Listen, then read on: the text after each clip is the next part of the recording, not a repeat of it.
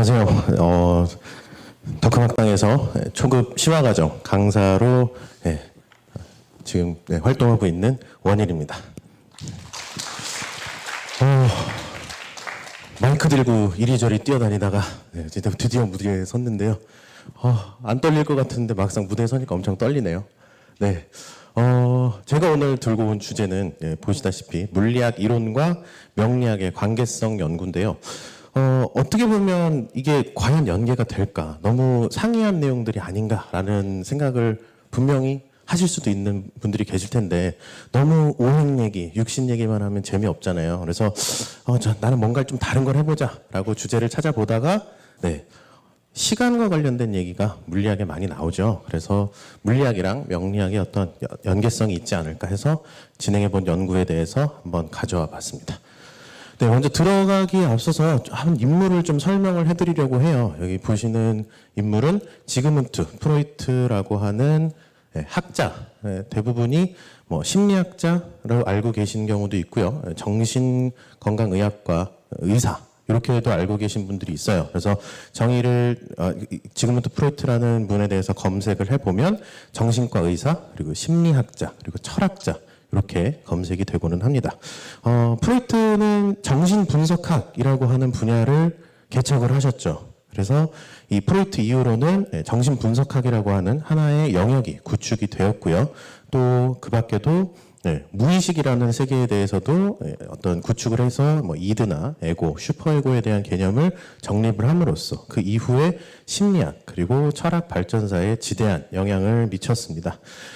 근데 한 가지 주목할 점은 이렇게 심리학 그리고 정신분석학 이런 부분들이 사실은 인문학이나 이런 철학적인 분야에서 훨씬 더 많이 다루고 있다라는 부분인데요. 출발점이 됐던 부분은 지그문트 프로이트의 전공인 의학이었습니다. 저는 여기서 한 가지 착안을 했던 게 이공계의 이론이라고 하는 것이 인문학과 철학에도 어떤 근간이 될 수도 있다. 라는 것에 좀 초점을 맞춰봤고요. 그래서 오늘 주제 역시나 물리학이랑 명리학 역시나 연계성이 있고 물리학이나 그 외적으로도 과학이나 이공계통의 학문 역시 이런 명리학의 근간이 될 수도 있다라는 거를 좀 다뤄보고자 그리고 앞으로도 저는 좀 약간 그런 방향으로 연구를 좀 해보고자 합니다. 이유는 명리학이라고 하면 일반적으로 철학이나 인문학이라고 해서 합리성이나 객관성이 좀 떨어진다는 이미지가 굉장히 많아요. 하지만 이공계통의 학문은 통계나 수치 등을 제시를 함으로써 객관성을 확보했기 때문에 좀 더 합리적이다라는 이미지가 있을 뿐인데 과학 이론을 바탕으로 명리학을 설명을 한다면 당연히 합리적인 이론을 바탕으로 설명을 하는 거니까 명리학 역시나 상당히 객관적이고 합리적인 학문이다라는 걸 주장할 수 있게 되죠. 그래서 제 앞으로도 연구 방향은 좀 어떤 이공계통의 이론과 명리학을 좀 계속해서 연계지어서 연구를 진행을 해볼 예정입니다. 그래서 오늘 제가 설명을 드릴 내용은 첫 번째 상대성 이론과 시간 활용. 벌써 어렵죠. 근데 제가 최대한 쉽게 설명을 해볼게요. 그리고 두 번째 벡터 이론과 희신 배합이 되겠습니다. 그럼 먼저 상대성 이론에 대해서 한번 설명을 해보겠습니다. 달리는 기차 안에 원일이가 있어요. 원일이는 공을 쥐고 있습니다. 그리고 이 달리는 기차 바깥에서는 탁수가 원일이를 지켜보고 있습니다. 이때 원일이가 든 공을 떨어뜨리게 되는데 원일이가 바라본 그런 공의 움직임은 어떤 움직임을 나타내는지 혹시 대답하실 수 있는 분? 직선이죠. 대각선이 아니라 그거는 탁수님이 바라본 거겠죠. 바깥에서 탁수님이 관찰한 공의 궤적은 대각선을 나타내겠죠. 반면에 기차를 타고 있는 원일이는 공을 떨어뜨리니까 수직으로 낙하하는 궤적으로 관찰이 될 겁니다. 그래서 이를 그림으로 나타내 보면요. 원일이는 수직으로 떨어지는 공의 사건이라고 얘기를 할 거고요. 탁수는 대각선으로 떨어진 것이 일어난 사건이다라고 얘기를 할 것입니다. 동일한 시간대에 동일한 사건이 일어났음에도 불구하고 원일이와 탁수는 다른 사건이라고 해석을 하게 됩니다. 이거는 영원히 풀리지 않는 누가 맞느냐라고 했을 때는 영원히 풀리지 않는 난제가 되겠죠. 그렇죠?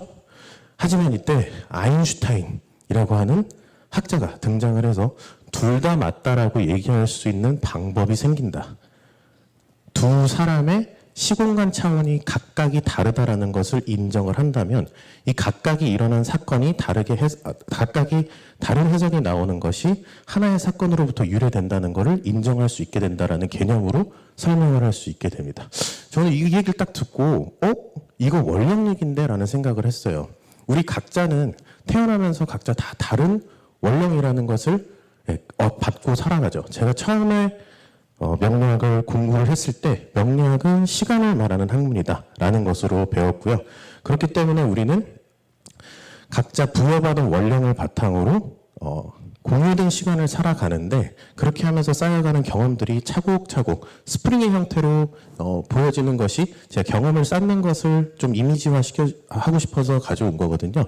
근데 인간은 혼자 살아가는 게 아니잖아요. 여럿이서 하나의 어떤 공간과 시간을 공유하면서 살아가잖아요. 그래서 오른쪽에 보이시는 그림은 중심의 하나의 어떤 원이나 이런 것을 통해서 여러 사람들이 얽혀있는 것을 좀 표현을 해보고자 이런 그림을 가져왔어요. 즉 어떤 공간과 시간 그리고 사건을 공유하면서 살아가지만 이 모든 사건들은 각자의 원령이라는 것, 그리고 이걸 물리학적으로 얘기를 하면 각자의 시공간 기준을 바탕으로 이러한 사건들을 해석을 하면서 살아간다라고 얘기를 할 수 있게 됩니다.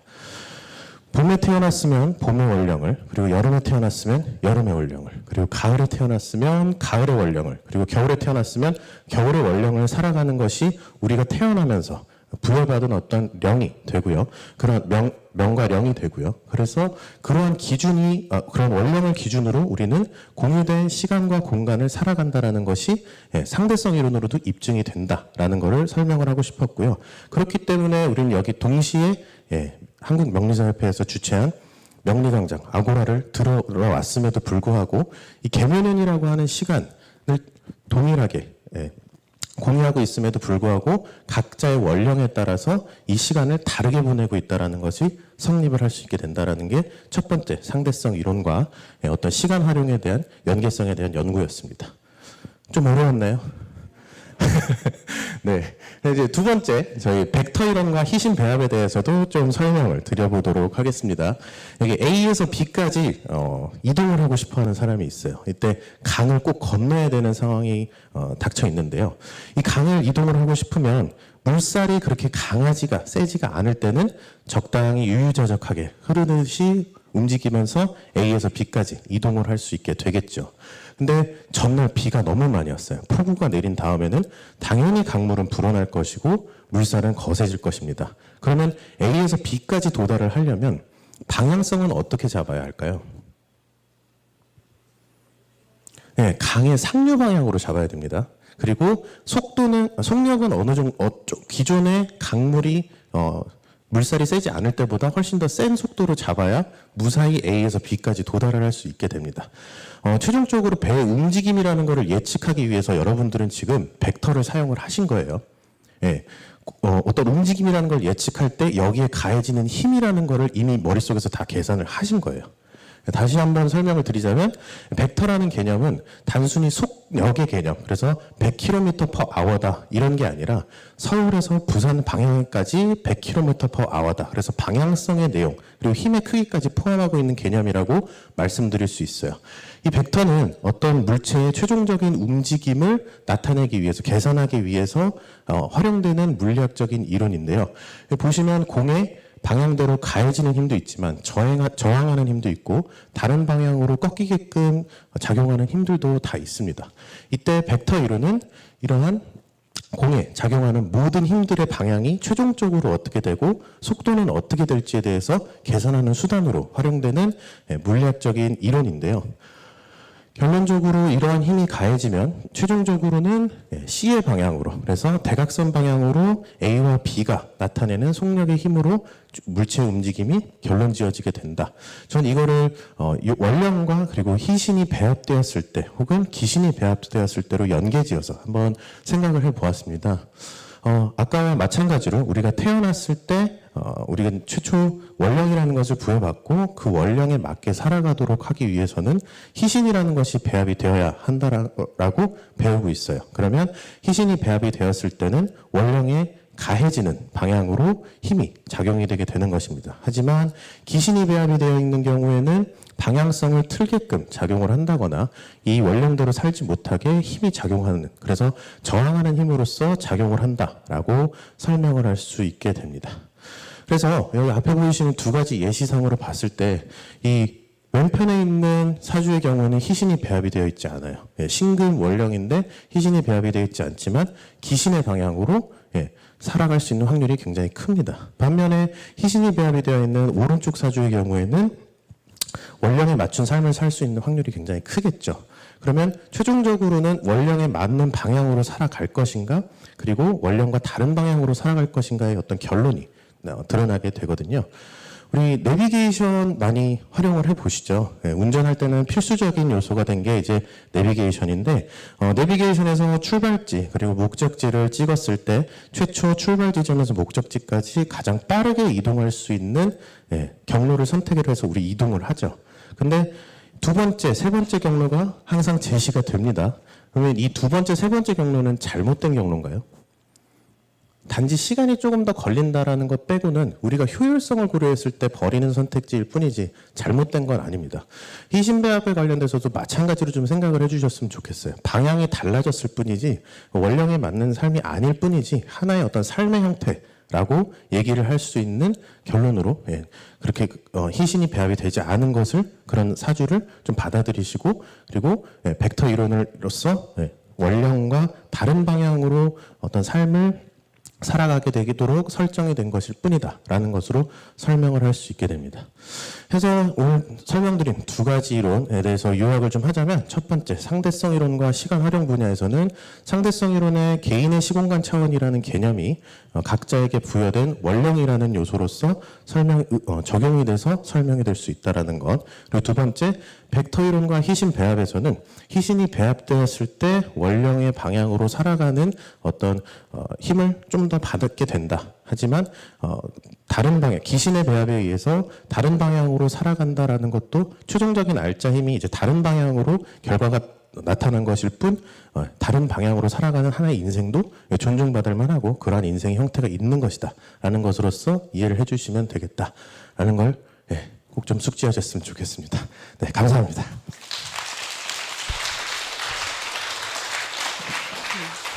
우리 원일쌤이 왜 인기 있는 강사인지 알 것 같죠?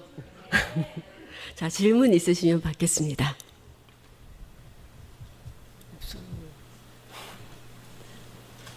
네, 저 뒤쪽에 질문 있으십니다.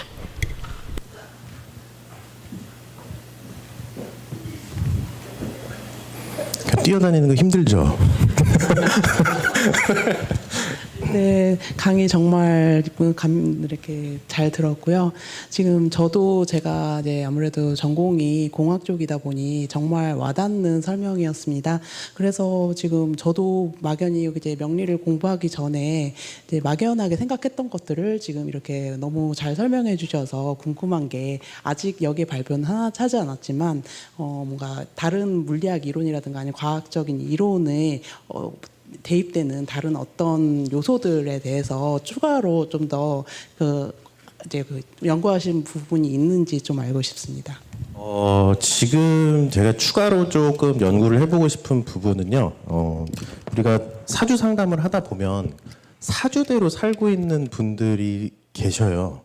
우리가 해석을 했는데, 딱 제가 계획하는 대로 스케줄이 나오네요. 뭐 세운이 해석이 그렇게 하시네요. 이런 경우가 있어요. 그래서 그럼 그런 분들은 어떤 영향으로 그렇게 될까? 물론 한난 조습에 의해서, 그리고 우리가 어떤 자연 환경의 영향을 계속 받고 있기 때문에 그에 맞게 선택지를 바꿔간다라고 얘기를 할 수 있겠지만, 조금 더 근원적인 이유를 한번 찾아보고 싶었어요. 저는. 그래서 최근에는 계묘년이라고 하는 세운을 어떻게 보낼 것인가라고 하는 부분에서 착안을 했을 때 생각보다 이제 저는 김동현 선생님한테 명리학을 배웠는데 되게 많은 공부를 시키세요.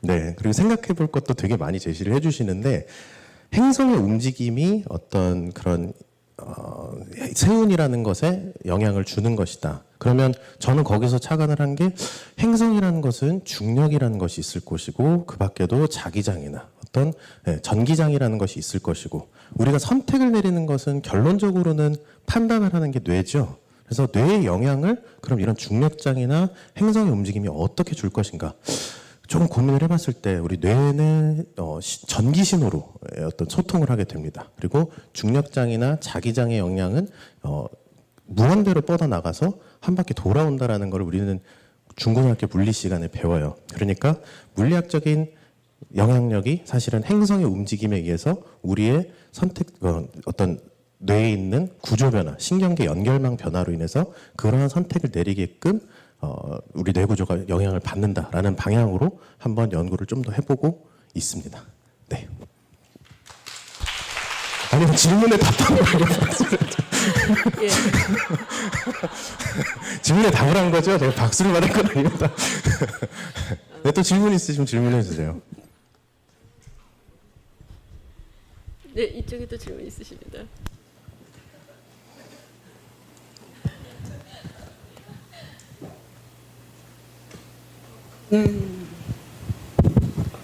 저는 한 10년 전부터 이제 아이 교육 이제 과학 관련해서 대회를 나가다 보면 학부모 회의, 그러니까 학부모 강의를 하실 때 4차 혁명에 대해서 이제 강의를 좀 팩트있게 막 이렇게 열의를 띄어서 하셨을 때, 그러면 4차 혁명의 AI가 영역을 차지할 때 우리 인간이 할 수 있는 센시티브 그런 그런 부분에서는 로봇가 아닌 이제 인간이 해야 되는, 우리 명리학에서도 이제 그런 장르인 거죠.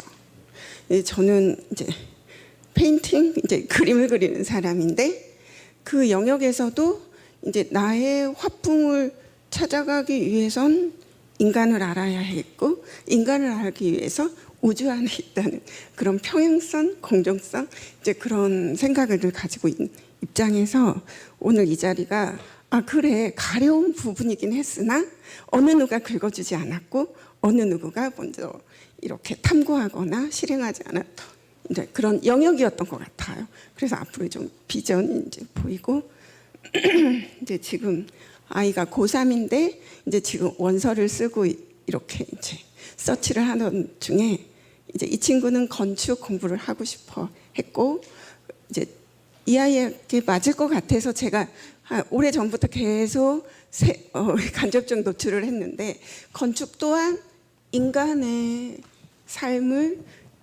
확장하는 이런 엔지니어 또는 뭐 감각적인 요소까지 들어가는 영역에 있어서 지금 아까 정돈찬 선생님께서 1등급, 2등급 아이도 공부해야 된다는 영역이 정말 체감이 되더라고요. 프랑스에서는 철학이 거의 교과 과목이듯이 이 명리는 왜 동양 우리 나라에서도 배척이 되었을까, 아이러니한 부분이 있었는데, 오늘 이런 약간 트렌디한 공감이 많이 돼서 질문이 아닌 이제 공감자 입장으로서 말씀을 드렸습니다. 감사합니다. 혹시 다른 질문 있으신 분 계실까요? 네. 없으신 걸로. 예. 감사합니다, 어르신. 네, 감사합니다.